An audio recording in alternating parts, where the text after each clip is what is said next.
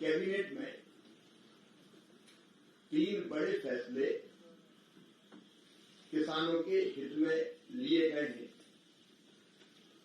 आप सब जानते हैं प्रधानमंत्री फसल बीमा योजना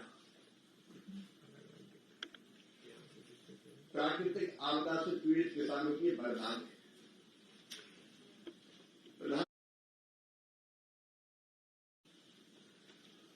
आप सब जानते हैं प्रधानमंत्री फसल बीमा योजना प्राकृतिक आपदा से पीड़ित किसानों की वरदान है। प्रधानमंत्री फसल बीमा योजना पहले भी थी जब यूपीए की सरकार थी, लेकिन वो किसानों के लिए नहीं थी।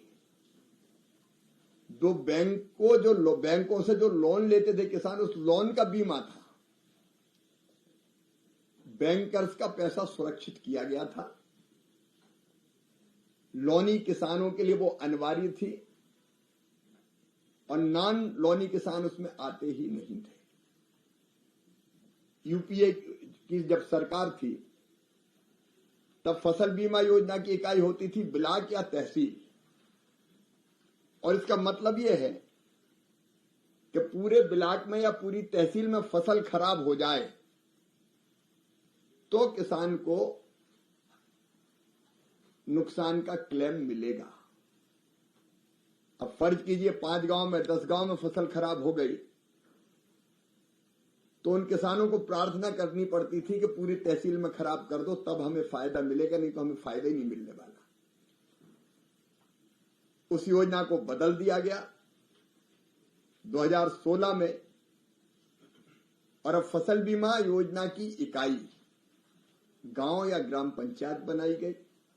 मतलब गांव में भी फसल का नुकसान होगा तो भरपाई बीमा कंपनी करेगी। स्थानीय आपदा को उसमें शामिल किया गया। मतलब एक किसान का भी नुकसान होगा तो उसको नुकसान की भरपाई की जाएगी। ऐसे अनेकों परिवर्तन उस समय किए गए और बाद में हमने और तय किया कि बीमा कंपनी अगर क्लेम के भुगतान में देर करती है तो 12% की दर से उस पर ब्याज किसान को देना पड़ेगा जितनी वो देर करेगी।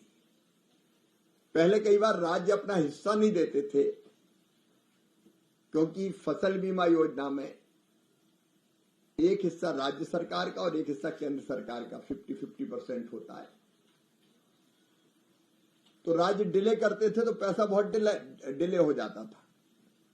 अब केंद्र सरकार ने कहा कि नहीं, हम अपना पैसा तत्काल किसानों के खाते में डाल देंगे।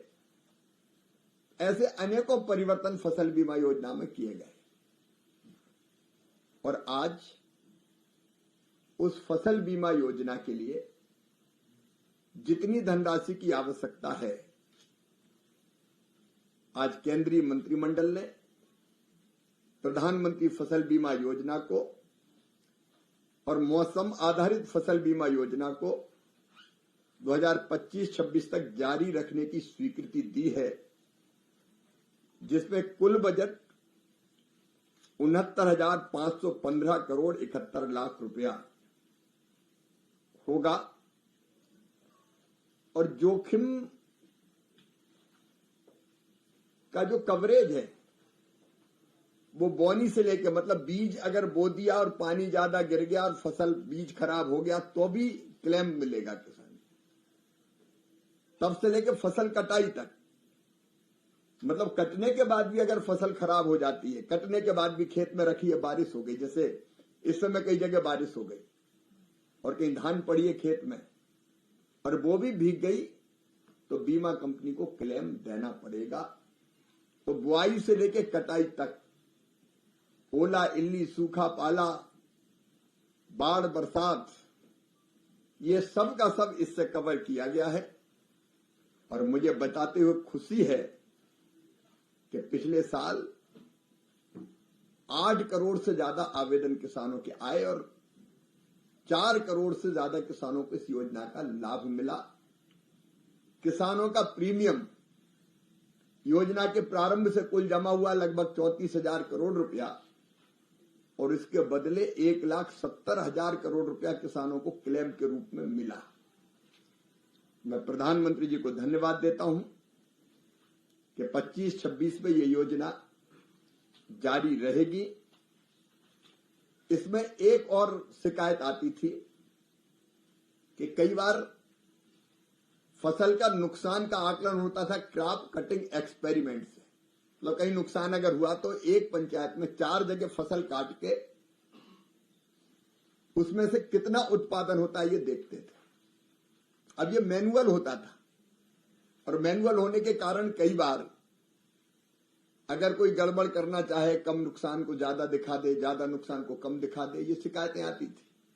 इसलिए तय किया गया कि अब फसल बीमा योजना के नुकसान के आकलन में टेक्नोलॉजी का उपयोग किया जाएगा। रिमोट सेंसिंग के माध्यम से जो नुकसान होगा उसका आकलन किया जाएगा और वह आकलन ऐसा होता है जहां मानवीय हस्तक्षेप नहीं होता तो परफेक्ट होता है और उस आकलन के आधार पर किसानों का क्लेम बनेगा और डीबीटी के माध्यम से किसानों के खाते में राशि डाल दी जाएगी, नंबर 1। लेकिन बागवानी फसलों के लिए मौसम आधारित फसल बीमा योजना, मौसम आधारित फसल बीमा योजना का मतलब यह है कि अगर कहीं सूखा पड़ गया, ज्यादा गर्मी पड़ी और उत्पादन कम हो गया, कहीं बरसात ज्यादा हुई उत्पादन कम हो गया, कम बरसात के कारण उत्पादन कम हो गया, तो ये जितनी कम या ज्यादा होगी उसके आकलन के आधार पर बिना क्रॉप कटिंग के एक आकलन लग जाएगा कि अगर इतना तापमान बढ़ गया तो इतना नुकसान हुआ, तो उतना क्लेम बनेगा और किसान के खाते में डाल दिया जाएगा और ये पूरा टेक्नोलॉजी आधारित होगा। तो मानवीय हस्तक्षेप कम होने के कारण इस तरह की मानवीय या जानबूझकर जो गड़बड़ें होती थी वो गड़बड़ें नहीं होगी। तो इसमें टेक्नोलॉजी के उपयोग के लिए भी 824 करोड़ 77 लाख रुपए का प्रावधान किया गया है ताकि जो जरूरी व्यवस्थाएं हैं वो की जा सके। एक फैसला बड़ा हुआ है किसानों के हक में, डीएपी डाई अमोनियम फास्फेट किसानों को रियायती दरों पर उपलब्ध कराया जाता है। डीएपी का 50 किलो का एक बैग किसान को 1350 रुपए में दिया जाता है, जबकि इस साल उसकी वास्तविक लागत थी 2433 रुपया, मतलब लगभग 1083 रुपया की सब्सिडी सरकार अभी देती है। इस बार पहले से डीएपी का भंडारण कर लिया जाए, देर ना हो, समय पर किसान को डीएपी दिया जा सके।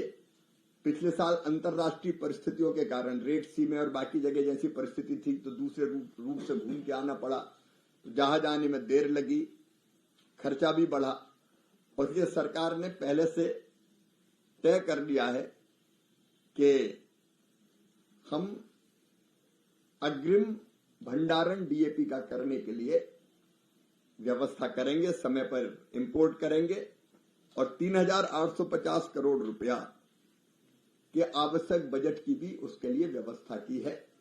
इससे किसानों को सस्ता और समय पर डीएपी उपलब्ध हो सकेगा। इसके लिए भी प्रधानमंत्री जी को धन्यवाद। तीसरा फैसला हुआ है चावल के एक्सपोर्ट का। मैं आपके माध्यम से देश को सूचना देना चाहता हूं, इस बार भी हमारी फसल बहुत अच्छी हो रही है।